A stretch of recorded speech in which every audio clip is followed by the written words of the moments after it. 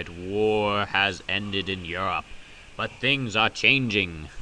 Great changes will confront the world, and we are going to be led to another war.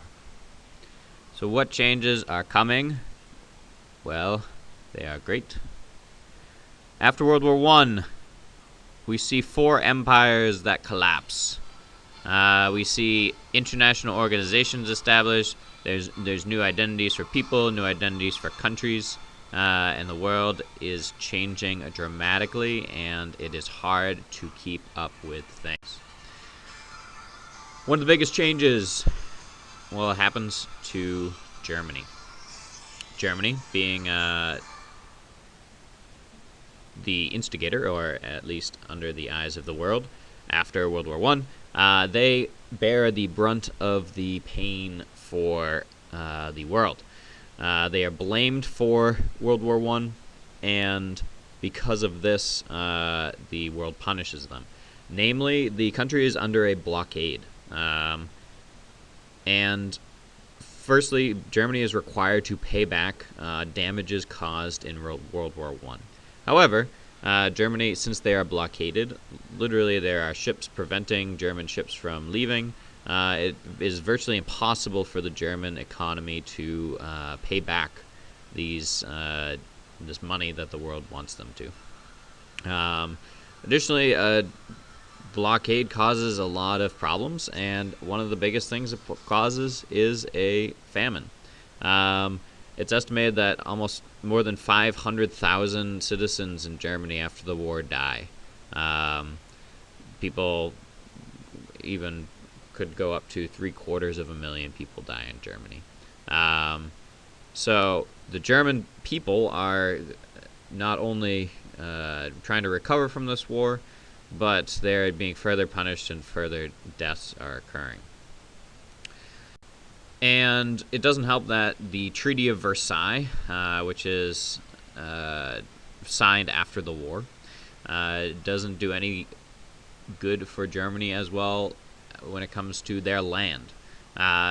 If you look, this is many of the requirements for Germany after the war. Germany loses all her colonies. Much of the land surrounding Germany is given to other countries. You can look in the bottom left, that yellow is given to France. Pieces are given to Poland in the east. And Germany is now trying to figure out where it is going to go. If you look at the bottom, Germany is forbidden to unite with Austria. Austria is a German-speaking country, but the world is afraid that Germany is going to unite with Austria and become greater. There's a demilitarized zone between Germany and Belgium to prevent Germany from attacking Belgium again. So Germany is really suffering, and some people say rightly so. They caused this war, and if they didn't cause it, they at least made it worse. So Germany is punished. Germany is punished greatly. At the same time, we have the influenza of 1918. People estimate that 50 million people around the world died from the influenza, making it the probably deadliest disease that struck the world. So now the world health is impacted drastically. We also have, all around the world, changes politically and geographically. This is a map of Europe after World War I, and as I said, 4 empires have collapsed, and new countries are being born out of those empires. So, included which, Austria-Hungary, Austro-Hungarian Empire has collapsed. So we have Austria now, Czechoslovakia, the state of Slovenes, Croats, and Serbs, which later becomes Yugoslavia. Transylvania becomes part of Romania. So suddenly this very long-lasting country has dissolved. We have Germany or Russia. Russia had their revolution, so now we have a communist government in Russia. Germany itself has its own new government. And we have something now beginning which is called Irredentism. Irredentism is where one country believes that it needs to claim territory, land that should belong to them but does not.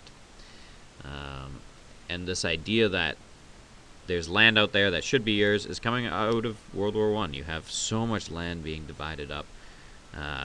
The Ottoman Empire, the Austro-Hungarian Empire, the Russian Empire, German Empire, all of these now, all this land needs to be divided. And if you look, France has a massive empire after World War I. It's spread all over Western Africa. It has colonies in Asia, in the Middle East. So France is massive.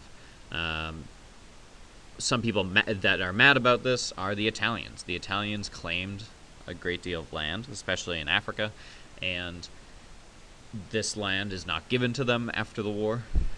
So they feel that their country has been slighted, so they need to take back this land. Other countries that want land or have movements coming up are the Chinese. The Chinese have been very much under control by Europeans for a great deal of time right now.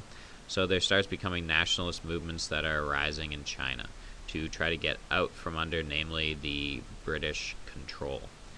And these movements, they are really getting their start with the May 4th movement.